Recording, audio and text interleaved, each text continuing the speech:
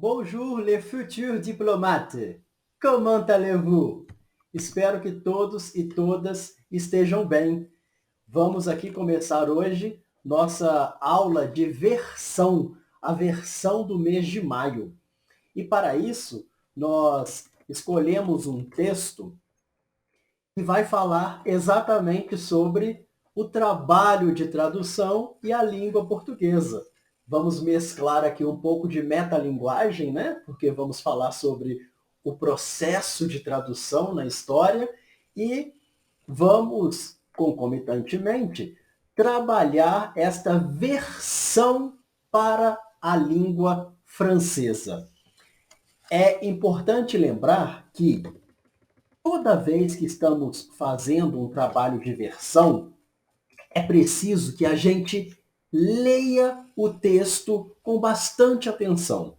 Falamos isso na aula de instrumental, na aula de resumo e vamos repetir na aula de versão, porque nunca é demais. Sentir o texto, a organicidade do texto. E o que isso quer dizer? É refletir naquele momento entre o texto e o leitor quais são os tempos verbais empregados, qual é o estilo por meio do léxico. É um texto mais sofisticado, um texto com linguagem, com um vocabulário do dia a dia. Qual é a relação estabelecida entre os parágrafos do texto?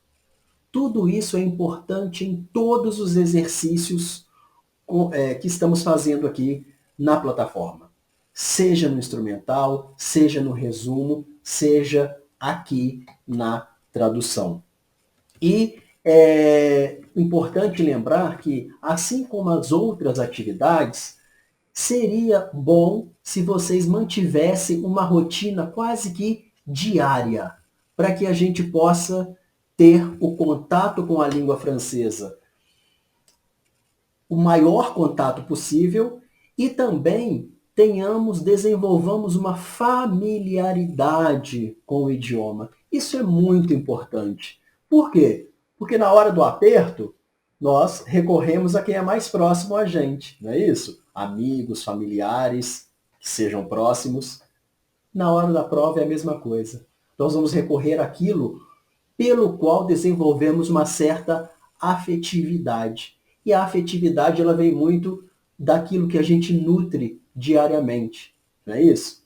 Então, eu sempre sugiro para vocês, deem uma passada com regularidade nos jornais, ok? Nos artigos, nos sites. Uma excelente atividade é pegar os sites bilíngues. O site, por exemplo, da Embaixada Francesa, do Consulado, às vezes vai ter a notícia, às vezes várias notícias, né, várias matérias estão lá publicadas em português e em francês. Então veja quais foram as estratégias utilizadas. Isso é um modo excelente de memorizar e atinar para como pensar em francês. Né? Para nós que não somos nativos do idioma, é um desafio. Para qualquer pessoa, independente do nível dela. É um desafio pensar em uma língua estrangeira. E a gente já sabe, francês é uma língua cartesiana, assim como a sociedade francesa é cartesiana. Então, conhecer a natureza desse idioma ou de qualquer outro com o qual pretendemos trabalhar é muito importante. Ok? Vamos começar aqui, então. Eu vou chamar a atenção de vocês para algumas partes do texto que eu selecionei, ok? Os primeiros parágrafos, eu fiz questão de deixá-los bastante esmiuçados, ok? Então, eu os separei, coloquei em frases menores para que nós possamos entender de modo menos corrido, né? Vamos dizer assim, menos rápido. Nós vamos nos ater mais aqui aos primeiros. Vamos comentar todos os parágrafos, todas as frases do texto, ok? Mas nós vamos nos ater aqui nesse início. Por quê? Porque a partir do início você já tem aí o nosso coup d'envoi, né? O nosso pontapé para que possamos iniciar aqui o nosso trabalho com a tradução. Bom, a tradução, né, ela é a tradução do título. Esse é um título bem fácil, olha. O português brasileiro no mundo e a tradução. Le portugais brésilien dans le monde et la traduction. Não tem problema, artigo, onde tem que colocar artigo, a tradução, la traduction, ok? Então, idioma sempre no minúsculo. Então, idioma no minúsculo, adjetivo de nacionalidade funcionando como adjetivo no minúsculo também, ok? O português brasileiro e a tradução. É o primeiro subtítulo, Le portugais brésilien et la traduction. Sem problema, ok? Vamos passar, então, para o primeiro parágrafo. Olha só como ele começa. Ele começa dizendo para a gente que a tradução é um grande fator de consolidação. Em francês, quando eu falo est un grand facteur, eu entendo isso. Aqui no português do Brasil, ele está dizendo para a gente que é um fator para o qual dá-se importância. Então, eu decidi utilizar o adjetivo important, né? É um fator importante porque ele transmite essa ideia de modo muito, muito claro, ok? Então, la traduction est un facteur important de consolidation et d'expansion. Não vamos esquecer, ok? De preposicionar, de preceder o substantivo consolidação e expansão pela preposição de, ok? Eu não sei quem vai corrigir a prova de vocês. Vocês, se não colocarem, pode-se criar um pequeno obstáculo. Eu não colocaria esse obstáculo se vocês mantiverem a primeira preposição aqui e omitirem a segunda. Mas eu gosto que vocês coloquem para que não haja dúvida, ok? Ele começa o segundo período do texto da seguinte forma.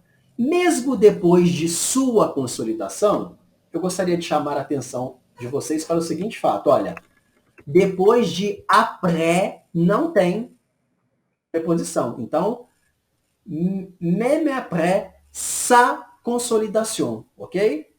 Après sa sortie, após a última visita, après la dernière visite, ok? Então, depois de après, substantivo. Já aqui nesse aposto, né, um aposto bastante grande, né, ele vem falando que geralmente por um processo político, mas que inclui em muitos casos, olha só, inclui. Como é que eu vou traduzir? Inclui, mas que inclui, em francês esse inclui não fica bom. Então eu decidi pelo comprend, que compreende, ok? Olha só a estratégia. Nós vamos sentindo o que o autor quer transmitir e nós passamos isso para a nossa versão. É assim que se faz. Não existe a versão certa. É a versão mais próxima do original, ok? E para isso a gente precisa entender o texto em português. E aqui ele termina, né, esse aposto com uma grande obra literária. Une grande œuvre littéraire, ok? Atenção! Aqui ele está falando sobre uma grande obra literária. Se ele estivesse falando sobre a obra literária mais importante de um determinado autor, ele estaria falando de um chef-d'œuvre, ok? O que em inglês chama de masterpiece, né? Então, em francês, a gente fala chef-d'œuvre, ok? Essa daqui, ó, a chef-d'œuvre é a obra mais importante de um artista. Por exemplo, La Joconde, a Mona Lisa do Da Vinci, ok? Então, seria o chef-d'œuvre. Aqui ele está falando uma grande obra literária. Então, eu traduzi ao pé da letra, ok? Porque transmite muito bem a ideia. Então, vocês vão receber o texto, né? Gostaria que vocês fizessem a tradução. Quem quiser mandar para correção, nós estamos aqui fazendo as correções. Vai ser um prazer ler a versão de vocês, né? Assim como a gente tem feito com os alunos que estão matriculados também para as aulas, né, de correção. A gente manda com detalhes. E Lembrando que este é um exercício diário ou um exercício constante. Quanto mais vocês lerem, quanto mais vocês traduzirem, melhores vocês vão ficar. Ok? Agradeço a todos e a todas que estiveram conosco até aqui. Tenham um bom final de semana, bom trabalho e on se voit bientôt la semaine prochaine. Ok? A gente se vê na semana que vem.